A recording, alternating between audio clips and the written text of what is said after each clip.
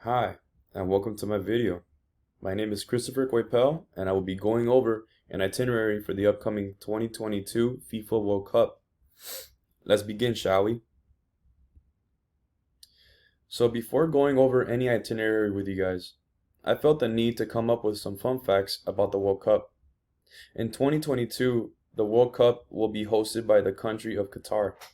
Originally, the World Cup is held during the summer, but for some reason it was moved back to the winter of 2022. The World Cup is a tournament that is held once every 4 years to determine the best soccer team slash country in the world.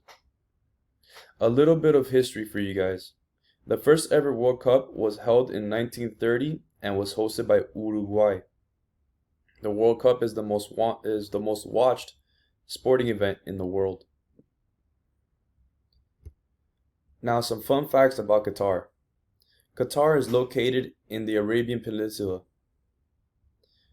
It is just south of Bahrain and east of Dubai. Sorry for any mispronunciations from here on out. The name of the country dates back to 50 AD and was given its name by this Roman writer by the name of Pliny the Elder when he called the natives there the Qataris. Qatar was voted the safest country 3 times in the last 5 years. So as a tourist, in the tourist perspective, you know you're in safe hands when you want to visit Qatar for the World Cup. And was voted the best airlines in the last 3 consecutive years, which is also something to be proud of as a country. It's the first Arabian country to ever host the World Cup, and here's their flag to the right.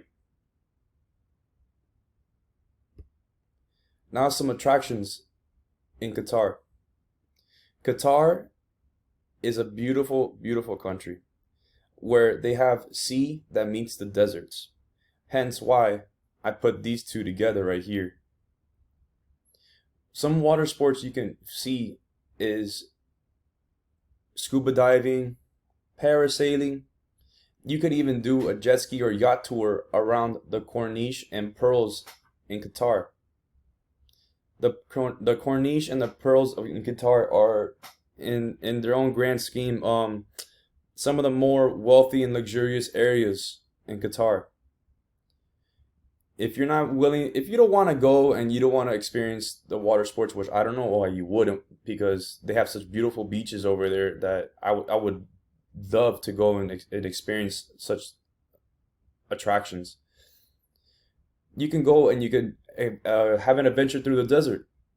Some of these adventures or activities are such as dune buggy riding, camel rides, paragliding over the desert.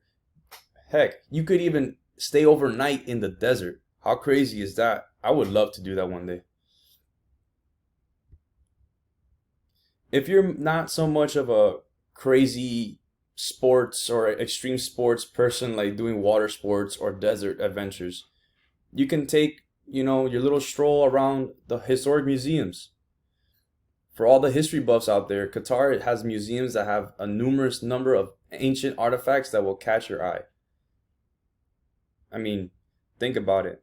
They have been dated back to about 50 AD, so they definitely have some ancient artifacts that will catch your eye.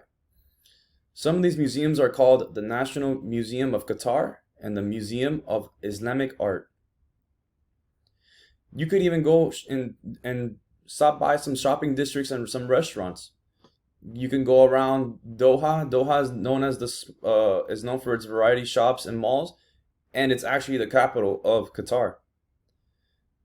And they have a wide range of stores out there where you can go from historical and elite to local and modern stores. One of the most well-known shopping districts in Doha is the Souq Makif. Here are some pictures of some of the bigger sites in Qatar.